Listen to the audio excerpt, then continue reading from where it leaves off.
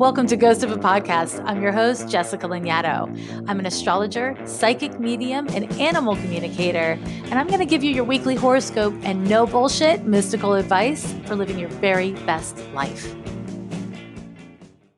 Schmuppies and kittens, I have a fantastic question that I think is a really well-timed one for me to have gotten, and it's by Oh So Shy. And they say, first of all, thank you for the amazing work you do. I recently learned to understand astrology after a friend pointed me to your podcast. I've been learning at a 200% pace since then. What a game changer. Thank you. So here's my question. I am a super lucky person when it comes to friends. I'm so damn good at friends. When it comes to romance, however, my life is a bit of a desert. And when it's not a desert, it's filled with fears, paralysis, and shame. Maybe it's a weird question, but apart from the paralysis, I don't understand the difference between friends and romances. Why am I good at one and not the other? Is it possible to transfer the skills from friends to flirts? Thanks a million. Oh, so fucking shy. So, Oh So Shy was born April 2nd, 1983 in Gentofte, Denmark. I am confident that I fucked that up and said it wrong. I'm just doing it. I'm just going with it. I fucked it up. I'm sorry. Now, unfortunately, Shy, you did not tell me your time of birth. That was a mistake you made. But it's one I'm willing to overlook because I really love your question. Without an exact time of birth, it is not possible to draw or read a birth chart. Them's the rules, see? You need a time of birth to see the birth chart. If you are using an app or meeting with an astrologer and you give them a guesstimation, that is not going to give you an accurate birth chart. Sorry, Charlie. That said, when you have a birth date, what you have is your planetary alignment. You can see where the planets were and what natal aspects you have, aka what the math is between the planets that would be in your birth chart and exist on the day of your birth. So there's a lot of data we can extrapolate. It is not all the data. And certainly there's a lot that I'm missing. But let's start with something that I think is particularly interesting, which is that on Shai's birthday, there was a Pluto-Saturn conjunction. Now, Pluto was in the sign of Libra and Saturn was in Scorpio. It's what's called an out-of-sign conjunction. And what that means is in birth chart readings, we look at aspects, and aspects are the mathematical relationship, the geometrical relationship between planets. We use something called a 7-degree orb. Let's say you have a planet at 0 degrees Scorpio. Well, anything at 0 degrees, 1 degree, 2, 3, 4, 5, 6, or 7, that's a natal aspect of Scorpio. That makes sense, right? Going forward. But you'd also go backwards. So the sign before Scorpio is Libra, right? And so that means the 29th degree, the 28th degree, the 27th. You see where I'm going with this. It would pull you back to 23 degrees of Libra. Anything from 23 degrees of Libra to 7 degrees of Scorpio. That there, my friends, is an aspect. I think it's particularly interesting when planets are conjunct each other or forming an aspect to each other and they're out of sign. It does mean something different than when they're in sign, when they're in the same sign. And the difference is, if you guys are really interested in that, you can send me that question and I can answer it in one of the How the Sausage is Made episodes. But I think it's particularly interesting that this week, as we have a Saturn-Pluto conjunction exact, so when we're looking at transits in the world, we use a 3-degree orb. Aspects in the birth chart, we use a 7-degree orb. But that said, Shai was not born when this transit was exact, but it is a natal aspect. And this is also happening by transit this week in the world. So it's just a nice little interesting connection. Now, Shai, because I don't know your time, I'm limited, but I can say this. First of all, you have a stellium in Sagittarius. You've got Uranus, the moon, Jupiter, Neptune, all in the sign of Sagittarius. You're in Aries, but you've got the sun, Mercury, and Mars all in Aries. That, my friend, is a whole lot of fire. A whole lot of fire. And the thing about that fire is it's dynamic and passionate and excitable. And the thing about friends is you can be dynamic and passionate and excitable with your friends, and they either respond in kind and it's compatible and it's simple and they like you and they want to play, or they don't like you and they don't want to play. And it's clean and it's clear because you understand it. It's obvious. The thing about love and like and dating and flirting and crushing is that it's not clear. The rules of the game aren't clear. There's all this pressure to not come on too strong or to pace yourself. And the reason why this pressure exists for people is because of other people, because not everybody can move as fast as you. Not everybody is excitable and as fun as you. Not everyone can be as optimistic and positive as you. And it does look like you can be really optimistic and positive at the same time because you have this Saturn Pluto conjunction. You're someone who is really deep. You feel things really deeply. And when it comes to friendship, once the closeness is established, you know what to do. You know how to show up. And, I wouldn't be surprised if actually you sometimes have a hard time dealing with really difficult or kind of messy things. But the truth is that if you're really clear that that's what your friend wants or needs from you, then you can do it. Here's where we get into trouble because when we start talking about dating and having crushes, what we're talking about is a million things that are out of your control and a need for you to stay present and in your body as you get to know someone, right? And that's where your Saturn Pluto conjunction really messes you up to make your life more complicated.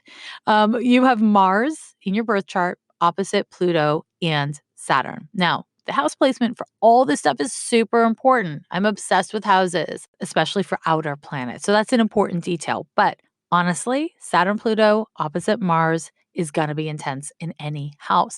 And Mars is related to the fornicating part of your sexuality. Mars governs like the chemistry, the sexual chemistry that you experience with people. And while you are a really dynamic person and you love running with feelings and you love running with excitement, when other people are involved, when it's not just your fantasy life, when other people are involved, you are out of control. And your big Pluto issue, and when I say Pluto issue, whenever we have a Pluto issue, it involves shame, it involves kind of a resistance or judgment to your own vulnerability. And it involves often trauma, either inherited trauma or trauma from actual lived experience, which I could not speak to without knowing the houses and the rest of your birth chart. But whenever we have Saturn involved, what we're dealing with, again, related to inherited issues from the parents or grandparents. So it's kind of like a closer line of heredity. And it's a control issue. Saturn's survival mechanisms try to stop things in their tracks, try to control things. So you're controlling your behavior or you're controlling your reactions. That's what that Saturn Pluto is compelling you to do with this opposition to Mars. And the problem with that is that's your fucking magic, right? Shy? Like your magic is actually that you're weird and wild. But when it comes to crushes or anything that really involves your body and your sexuality IRL, then it's hard for you to let yourself really flow because you're trying to keep yourself safe. And so the question really is, when I look at it, that Saturn Mars opposition certainly can suggest shyness. It can represent shyness. But the rest of your chart sure as hell doesn't. The rest of your chart doesn't suggest that you're shy at all. I think what it is that you are really controlling. You're really, really controlling, but you don't like to control other people because you believe earnestly with all that Sagittarius, you believe in freedom. But when you feel scared, your control issues get engaged, and falling in like or love is scary as all hell. That's just real. Falling into bed with someone can be really scary, especially if you're sober. So, really, when I look at this, the answer to your question, why are you so good at friendship and have such a hard time putting yourself out there and really experiencing love stuff? It's straight up fear and a willingness to be vulnerable. With your friends, I see that you have intimacies and closeness and they're fun and they're supportive, but you ultimately have control of yourself. You feel a sense of control of yourself. My sense is that when you are dealing with crushes, you don't feel in control of yourself. And so you start to shut down. And that's the paralysis you're referring to. That paralysis is a response to fear, it's a response to shame, and it's very effective. That's right. It's very effective. So here's the problem. When we have coping mechanisms that are highly effective, it's hard to compel our survival mechanisms to change their damn mind and then change their actions. So hard. The reality of the situation here is Your survival mechanisms are keeping you safe. You feel out of control. You feel threatened. You feel shame. You feel scared. Okay. So then your survival mechanisms shut everything down. You no longer have access to your feelings. You no longer feel that spontaneity that is your happy place to act from. So your behavior ultimately is uncharacteristically controlling and rigid, right? Which you don't enjoy feeling. So you quickly determine that you don't have a crush or that the crush isn't sustainable or that your crush may be a crush, but it's not good with the other person. And there's no point in going towards it because it feels so bad. The work of this is not about figuring out other people. And I was really happy that you weren't asking me about that. What it is you being willing to tolerate your fears and to engage honestly and openly with the ways in which you are a controlling, rigid person. Mm, that's hard because the rest of you is so fucking dynamic and excitable and fun and flow like fire. Let's burn it down. Let's build it up. Let's heat it up. There's a way that you really are so dynamic, and this is one place where not so much. Is it possible to transfer skills from friends to flirts? Yes and no. The part of you that is a dynamic flirt with your friends, of course, is this it's you. It's just you. So could you decide magically that you're going to be comfortable and confident in your own skin and that you're comfortable and confident around falling in love with someone or falling in like or being vulnerable or wanting something with someone that they don't want back? Of course you could. Sure. Yes, yes, yes. Is it that simple? Hell the fuck no. If it was that simple, you would have figured it out by now. When your survival mechanisms get engaged, when you feel that vulnerability, they go to work and they work very well. They stop you in your tracks. So, what you're going to have to do is dismantle that survival mechanism. And the very nature of a survival mechanism is when you dismantle it, it gets stronger because it's there for your goddamn survival. So, my dear, the work of this is to build up tolerance for fear. You want to build a new survival mechanism, a new coping mechanism alongside the old one. And what that means is tolerating feeling shut down, tolerating the judgment and the shame, and being interested in those things. So here's the thing about Saturn and Pluto when they meet. They give us so much pain. Truly, it's true. It's a real hard aspect to have in a birth chart. But what it also does is it gives you the capacity to move fucking mountains. That's right, Shy. Moving mountains. And this inside of you is a really big mountain. And it may be a kind of a shitty mountain and a difficult mountain, but you have within your nature the very tools you need to overcome this. Problem is, you need to want it. And currently, what you want more than wanting love and intimacy is comfort in your own skin. That actually feels more compelling to you than the potential you may or may not get from dating, right? And so this is something for you to work on. Do you want to do the work now for cultivating the willingness and ability to be vulnerable, to feel scared, and to stay in it? My vote is for yes. I think it's a great goal because it takes years to make this kind of change. And you're at a really good age to be doing this kind of work because you're mature enough and you're old enough to know that you want it and to know that it's worth it to you. And you're also young enough that you got lots of space and time in front of you. And that's good. That is a valuable thing. Now, a big part of this is really about learning how to let go. And it's not letting go of the desire to have love or the desire to be safe. It's about letting go of your attachment and your story around what it needs to look like or even what it needs to feel like as you step in that direction. I've said this before and I'll say it a million times again. They don't call it stepping intentionally and gracefully into love. They don't call it stepping carefully into love. They call it falling in love. You get hurt. It is uncontrolled. They call it a crush because it crushes you. It's hard. We kind of stumble under the weight of our feels. There's a reason why language went in that direction when describing these forms of intimacy. There's nothing wrong with you for being scared. You're wise to be scared. It's scary. The question is, do you want to let those fears dictate your choices and your life? And the good news is, I think you're asking the question because the answer is no, you don't. And also, if you decide that you do, That's okay. You are allowed to self-determine in this life and decide whether or not you want romantic and sexual intimacies over the course of your life and what they need to look like. My guess, because Saturn and Pluto oppose your Mars, and my guess is also because of all that damn Sag, there's this very strong drive inside of you to move fast and furious and like make things happen and make things secure. And then as soon as that happens, your desire for space and autonomy rears its head. And so for you, moving slowly so that you make sure that A, you like them, B, you are compatible with them, and C, you have let them get to know who you really are so that they can decide whether or not they like you. Because here's the rub: if someone really likes you because you've been successfully pretending to be chill when you're really intense, or you've been pretending to be intense about things you really don't care about, or whatever it is, then they don't really like you. And you should know that early on. Be yourself. If somebody doesn't like you for being yourself, that's way better than somebody liking you for being fake, right? Trust me on this one. Trust me. Now, the work of all of this is to make decisions and to be compassionate and kind and gentle with yourself as you move through the consequences of those decisions. You know what I'm saying? And I think you do. I think you're ready for this. I really do. Now, part of why I think you're ready for this is because you wrote the damn question.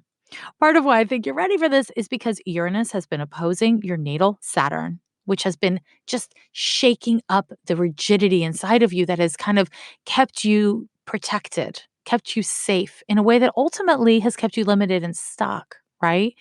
Also, 2019 has been a lot for you. You've gone through a bunch of Saturn transits and you have, one more coming for you in 2020. And it's also confronted you with some of the results of your behavior or your lack of behavior, right?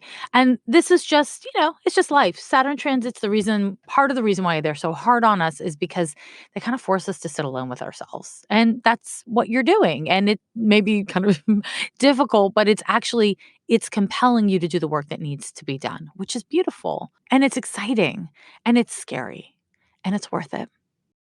You know that I'm totally obsessed with mental health, and that is why I'm really excited to talk to you about BetterHelp. If there's something that's interfering with your happiness or preventing you from moving forward, BetterHelp Online Counseling is there for you. You can connect with a professional counselor in a safe and private online environment. Schedule it based on your own time and your own pace. And you can meet by video chat, phone sessions. You can also chat or text with your therapist. You can talk to a licensed professional who specializes in all the things I love to talk about on the podcast: anger, depression, stress, anxiety, relationships, LGBT matters, grief, self-esteem.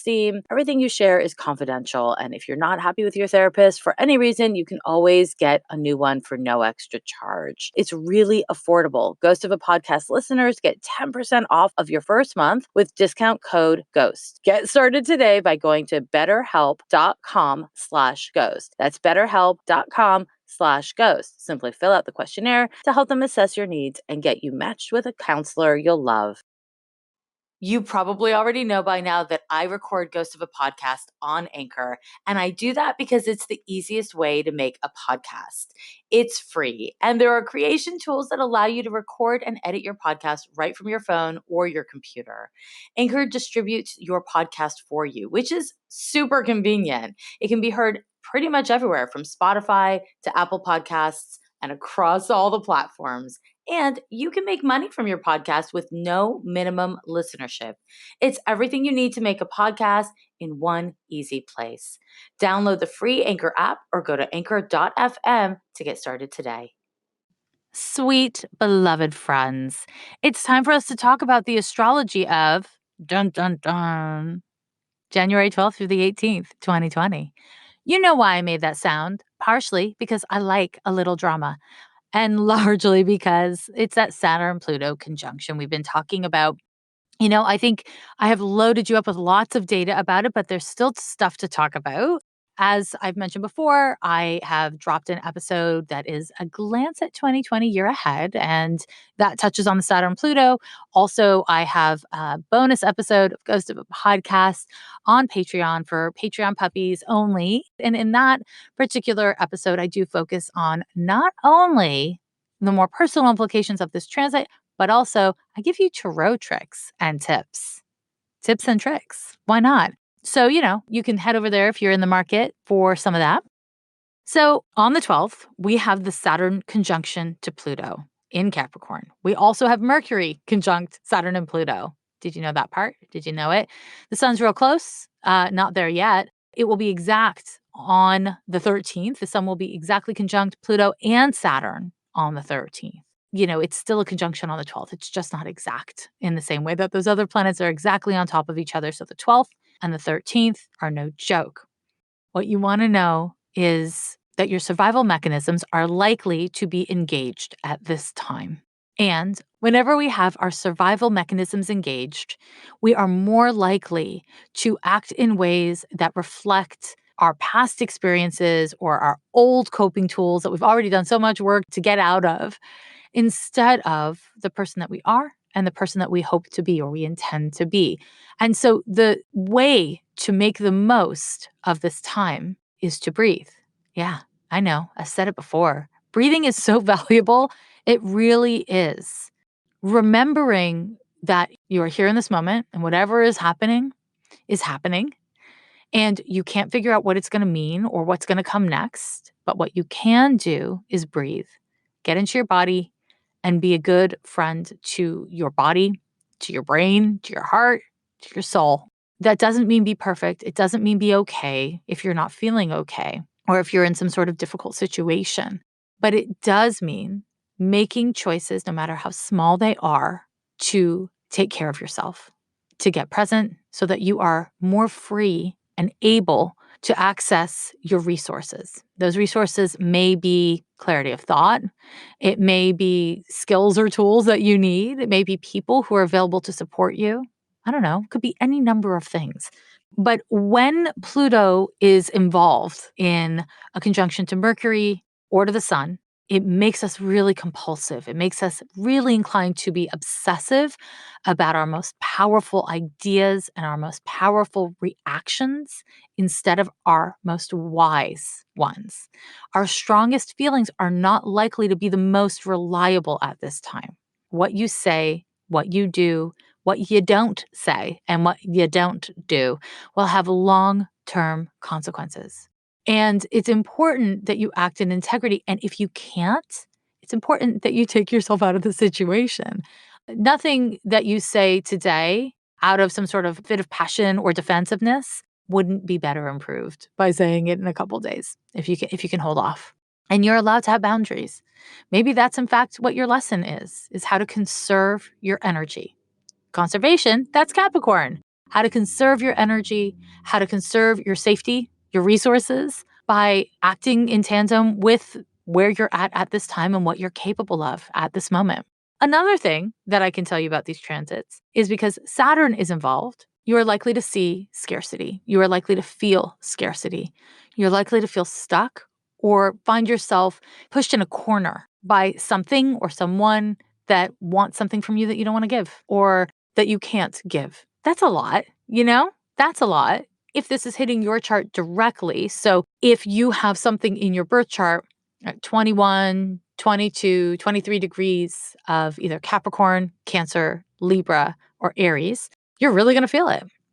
And honestly, this could be catharsis. This could be healing. This could be you letting go of an ex that you've just really been tethered to for some unpleasant reason. This could be healing childhood trauma. This could be breaking through some sort of issue that you have in relationship to your relationship to money. It could be anything.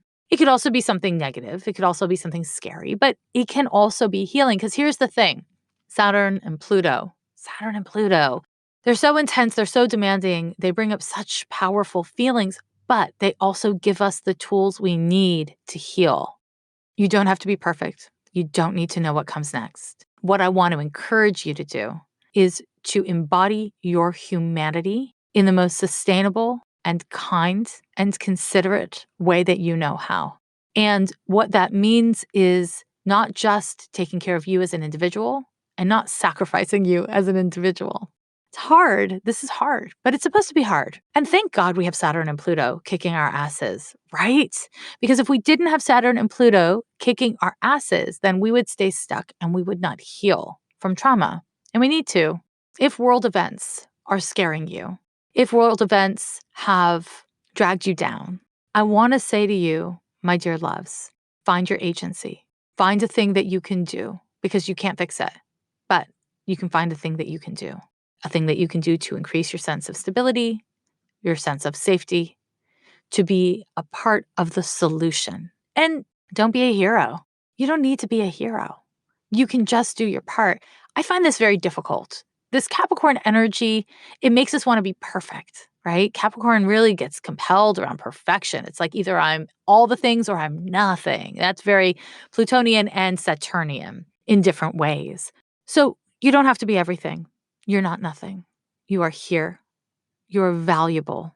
And it is your job to care enough about your value to act from that place, not only because you deserve it, which you do, but also because when you value yourself, it is far easier to treat others with value and care, and to recognize when you fail to do that and to be humble and make your amends. Real talk. I really think this is sustainable. It just requires our participation. And we're all going to do it in our own way, you know? Capricorn's not going to do it the same way as a Pisces. That's cool. That's fine. Leos don't have to be Geminis. Why would you? We all get to be our own thing, our own way. What you want to do is be yourself and be the best version of yourself that you know how to be from wherever you're starting from at this moment. That's the work, my loves. I wish that was all. There's more. On the 15th, Venus forms a sextile to Uranus. That's kind of cool. It's just a dynamic transit. I honestly don't think anyone's going to feel it. Maybe. I think it's going to get lost in the shadow of that heavy looming Saturn Pluto stuff. But it's good for socializing. It's good for connecting. It's good for relating to others more creatively and reviewing your value system. So get on it, you know. And then also this week, Venus moves into Pisces and Mercury moves into Aquarius. So there's a shifting of energy. Again, I don't think you're going to feel it that much, not this week, because there is so much else happening. And, you know, I am of the mind that when fear is engaged or your survival mechanisms are engaged, that kind of overshadows other things. And that's just kind of not because of astrology, it's because of how humans are wired, you know? When we're in our flight or fight mechanisms, when we're in anxiety or fear, we don't notice, you know, necessarily a lovely sunset, or we don't have the capacity to take it in all the time, right? That Venus sextile to Uranus is kind of a lovely sunset. Maybe it's a lovely sunrise. Doesn't matter. Not in this context. Also, that Venus moving into Pisces is lovely. It's empathetic. It's generous. We need that. I love it. You might not notice it this week, but it's a nice transit.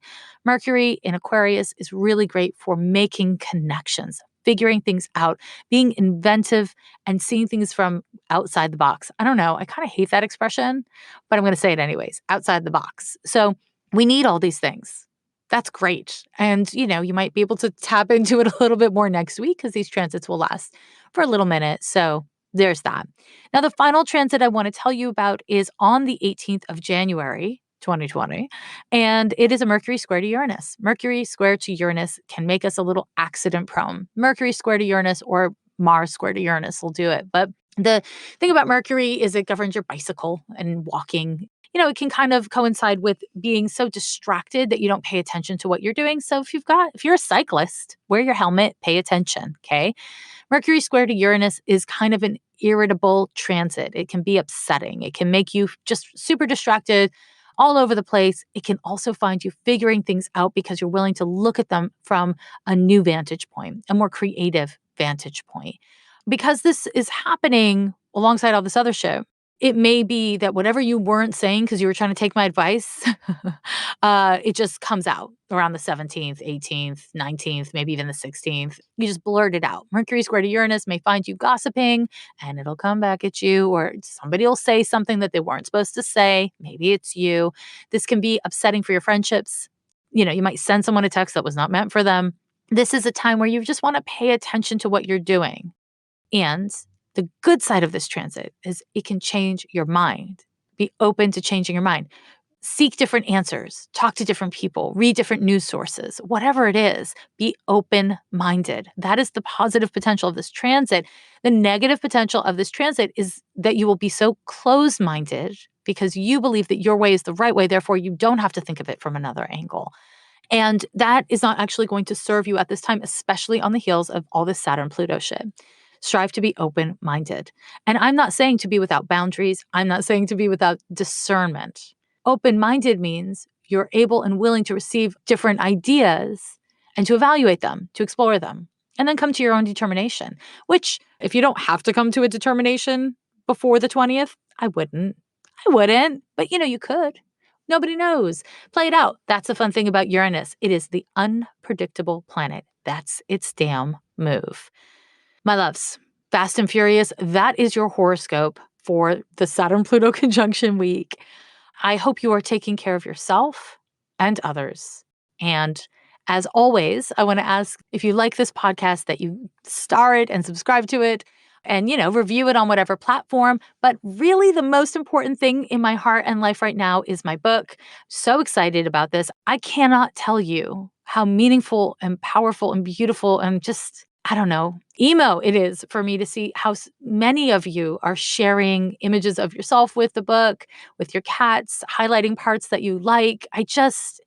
It means so much to me. And I know we're all in this world where it just seems like everything's disingenuous. And it's just writing a book it's like it's a birth of sorts. And it's really just been a surprising experience the whole way through. And I'm just so thrilled to share it with you. And I'm so thrilled that I get to meet people who are reading the book and like my work and want to connect, because I really do think of us as a community. And I want us to get bigger, not me to get bigger. I want us to get bigger. Those of us who are willing to connect with others based on our humanity. Let's expand. So thank you to all of you who've bought the book. And, if you are the kind of person who writes reviews or gives stars on whatever, online platform that you buy books from, it means so much. And it's such a huge gift to write a positive review for an author. So, if you have the instinct to write me a positive review, I wouldn't kick it out of bed. Know what I mean? I'll talk to you next week, puppies. Bye. Every year they say the